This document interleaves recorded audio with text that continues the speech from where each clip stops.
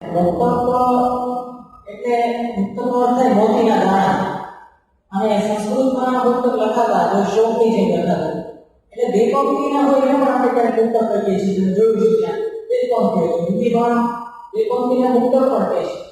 પણ આપણે ત્યાં એવી પ્રથા થઈ ગઈ છે કે ચાર પંક્તિ હોય પેલી બે પંક્તિમાં પ્રાસ મળે છે, ત્રીજી પંક્તિમાં પ્રાસ નથી મળતો, ચોથી પંક્તિમાં પ્રાસ મળે છે. આ મુક્તક છે. હવે કુલ ત્રણ વસ્તુ છે આ મુક્તક. બીજું છે એક રૂબાઈ અને ત્રીજું છે કથા. ત્રણ વસ્તુ છે. એ ત્રણેય વસ્તુ ચાર ચાર લાઈનની છે, પણ ત્રણ સ્વરૂપ જુદા જુદા છે. તમે જુઓ એટલે તમે કેમ ખબર પડે કે મુક્તક શું છે, રૂબાઈ કઈ છે અને કથા શું છે. તો મુક્તક તો આપણે ચાર લાઈનમાં જે લખીએ છીએ તમને ખ્યાલ આવે. મુક્તક છે આપણે ગઝલના છંદમાં લખીએ છીએ સામાન્ય. હવે રૂબાઈ છે, રૂબાઈના જે છંદ છે એ જુદા છે. જુદા 24 છંદો છે.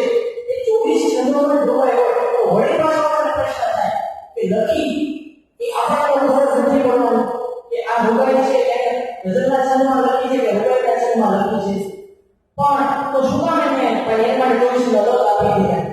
શું જરૂર છે? આપણને પ્રશ્ન થાય. એનું એક કારણ છે કે તમે જોયું છે કે ઘણા લોકો ગઝલ લખતા હોય તો એક છંદ હોય એમાં લખતા લખતા એક કમાન છટકે અને બીજા છંદમાં એને પ્રવેશ છે લઘુ ના.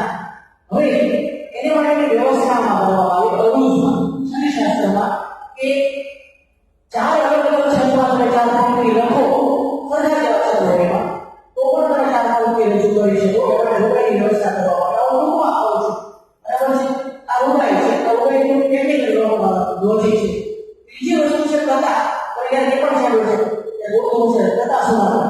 કથા એટલે ટુકડા. બરાબર છે. તો કથા શું છે? ઘણી વખત એવું જોયું છે કે ગઝલ હોય એ કોઈ શાયરને મુક્તક રજૂ કરતો છે. ગઝલનો પહેલો છે અને ગઝલમાંથી વિશેષ સંવાદ. એટલે જ કોઈ કથા. એ કથા છે એ ચાર પંક્તિ હોય જરૂરી નથી. કથા 8 પંક્તિ 10 પંક્તિ હોય છે. એકી સંખ્યામાં 100 પંક્તિ હોય છે. પણ ચાર પંક્તિ સંવાદ છે એટલે કથાને મુક્તક સમજે છે. એટલે ગઝલમાંથી જ્યારે સુવિધા શેર સંવાદમાં આવે ને એટલે ટુકડાને કથા આપે છે. એટલે કુલ ત્રણ વસ્તુ છે: મુક્તક, રૂબાઈ અને કથા.